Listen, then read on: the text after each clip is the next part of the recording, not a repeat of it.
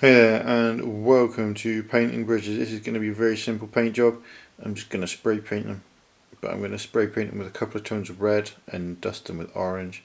So first up, I'm just going to paint them all thoroughly with a dark red spray paint. I'll go get that done and I'll be back in a mo. Okay, so forgive the noise, but I'm back outside in my spray station and I've got all of these just based up.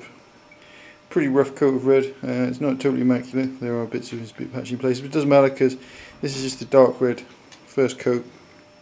So next up, I'm just going to give it a layer of lighter red. I'm not being worried about getting into the depths and the crevices, just getting into the overlay so that it goes redder than it is now. So I'll get that done and be back in a minute. There you have it then. There's the red dusting again. Sorry about the noise. It's builders stuff. Can't help it. It's the middle of summer. Fortunately, the sun now helps it to dry out the paint a lot faster than it normally would. Like if you do this in the middle of winter, you need to leave it outside for about 5 hours, maybe longer, just to get let the solvents do their work without the aid of the heat. But in the heat like this, it dries in mere moments. If you are curious, I am using Beltone paint for this. Here we have it then. All the pieces just dusted with orange, just as a final sort of highlight touch. This would be all the painting that I'm doing. And I will finish them off by sticking a load of posters, and I think I might use some fine grained sandpaper, which is already black in colour, to do the sort of tarmacy bits. And I'll just cut that out and fit it in place afterwards. So I'll just show you what I'm doing with that. Next up then, now we've got this all painted up, is to start finishing up. So as you can see, I've cut up a whole load of little posters. I just make these using a combination of Illustrator, Photoshop and a home printer. It's a very cheap home printer. Inkjet is what I use. But make sure you're printing onto some kind of glossy photo paper, not a matte paper, if you want to get something that comes out looking like a poster. And if you've seen the previous episodes where I was making posters, these are just those but shrunk down even smaller so that they would make more sense on a bridge, and also so that I can do something which is a bit more like flyers and posters and staff. Also, I've cut out all of my runners and step pieces, which fit like this. So that the runners are now all stuck in place, by the way, by the magic of filmography. I used super glue on the ones on the runners on the steps because I discovered by using PVA glue, which I thought would be easier to do the runner on the top here, that actually it causes the sandpaper to bend a lot, and I had to weigh it down in order to let it stick and leave it for half an hour, whereas super glue, it sticks instantaneously.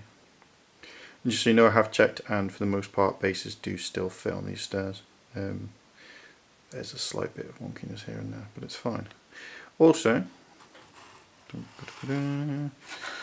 we have introduced the required graffiti, which you will find under all sensible bridges in the world. In the past, in the now, in the future, it'll always be there, so that's to go on.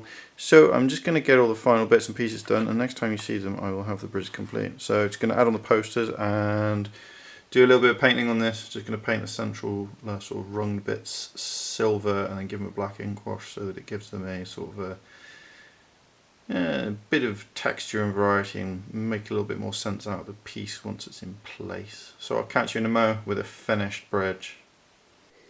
There we have it then, a bridge in 2 halves, all complete, all up and posterified, ready to go. A couple of minis there just to give you a sense of scale.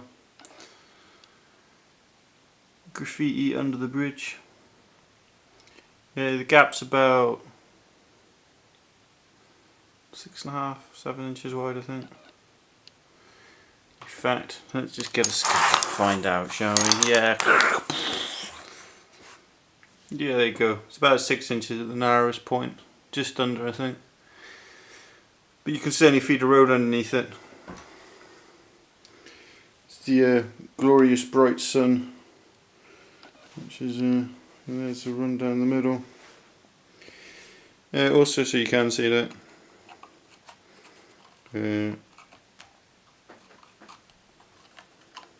I've picked the worst possible dude. People still fit on the stairs. Probably can't really see the stairs because of the sun, it's a bit blinding. Doesn't really help, does it? But yeah, cool, mini or not. You decide. But I'll just give you a quick tour of the individual pieces. Here's the individual piece then. Just graffiti and posters and all. This sun is, well, some would say glorious. I say bright and a bit too warm for me. But I'm British, I'm unaccustomed to the sun. No, that seems to stop very many British people. Yeah, I think the posters, graffiti maketh the bridge. Without the graffiti, it just wouldn't look right, wouldn't look real, you know. Every bridge in the whole world pasted in graffiti. So I hope you found this useful, interesting. Maybe giving you some ideas. In some respects, the more posters, the better, I think. But it depends on whether you are doing an urban setting of a neat variety or a setting with a bit more roughness, readiness to it. I think it's just enough to keep everything looking sort of urban-y, city and right. So I hope this has been of some interest to you and that you're building all the bits and pieces and stuff and street furniture and buildings and all the things that you can't buy which you really want but can't get anyway. Just sit down, build them, do it yourself. You don't need them. You've got yourself. So thanks for watching, have a good one and take care. Bye bye.